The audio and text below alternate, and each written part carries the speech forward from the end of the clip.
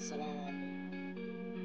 এই ভিডিওটা আসলে সিলেটের সাতছড়ি মাধবপুর হবিগঞ্জ জেলা।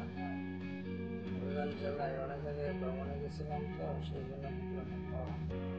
তো কীভাবে সাতছড়ি যাবেন আমি আজকে সেটা আপনাকে একটু বলবো। প্রথমে ঢাকা থেকে উঠবেন আনিফ সেবলি পরিবহন অথবা যে কোনো বাসে উঠবেন, ডাইরেক্ট অন্তর্জালে যাবে। অনেকগুলো আসে, আমাদের বাস অনেক বাস এগুলো যায়, আমার পরিবহন যায়। এগুলা দিয়ে নামবেন আপনি হচ্ছে মাধবপুর। মাধবপুর থেকে ওখান থেকে সিএনজি যোগে যাবেন হচ্ছে সাতছড়ি, বললে হবে সাতছড়ি ট্রাম। তবে যদি সম্পূর্ণ সৌন্দর্য উপভোগ করতে চান তাহলে আপনারা হচ্ছে শায়েস্তাগঞ্জ যাবেন। মাধবপুর না শায়েস্তাগঞ্জ। শায়েস্তাগঞ্জ থেকে ডাইরেক্ট যাবেন সোনারঘাট। সোনারঘাট থেকে ওখান থেকে ডাইরেক্ট সিএনজি দেবেন যে ভাই আমরা সবগুলোই স্পট দেখবো, চা বাগানে নামবো, আর যেখানে যেখানে প্রয়োজন সেখানে একটু দাঁড় করানো যাবে। এইভাবে ঘন্টা হিসাব করে আমি ভাড়া নিবে 500 থেকে 500 টাকা। হ্যাঁ, তারপর আপনারা যাবেন, এই চা বাগান দেখবেন, তারপর ওখানকার জঙ্গল। এই যে রাস্তাটা দেখতে পাচ্ছেন এখান দিয়ে কিন্তু হাতি চলাচল করে। হ্যাঁ, এই জায়গাটা সন্ধ্যার পরে নিরাপদ না আর কি। এখান দিয়ে দিনের বেলা আসা যাওয়া করতে পারবেন। জাস্ট কোনো কারণে সন্ধ্যা 7টা বা 8টা বাজে, 6টার পরে এই রাস্তাটা নিরাপদ না। পাহাড়ি অঞ্চল, তাছাড়া আশেপাশে কোনো লোকালয় নাই, যানবাহন নাই, এরকম।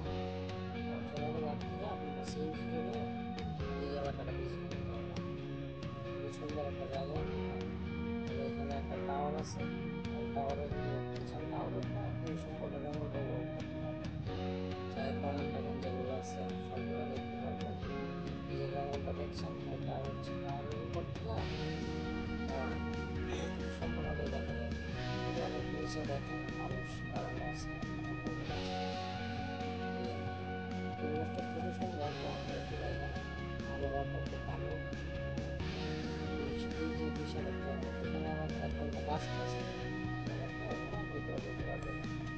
এই আর কি। তবে এই যেখানে 1 ঘন্টা রাস্তা লেখা আছে ওখানে আপনি কখনো যাবেন না, কারণ যেহেতু জঙ্গল এলাকা, জঙ্গলের ভিতরে ঢুকবেন।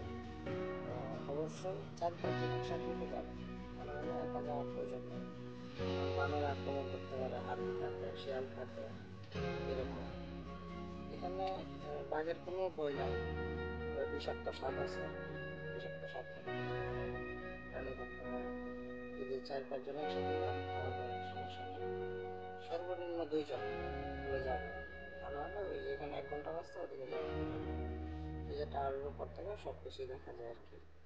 তো ভিডিওটা দিলাম অনেক।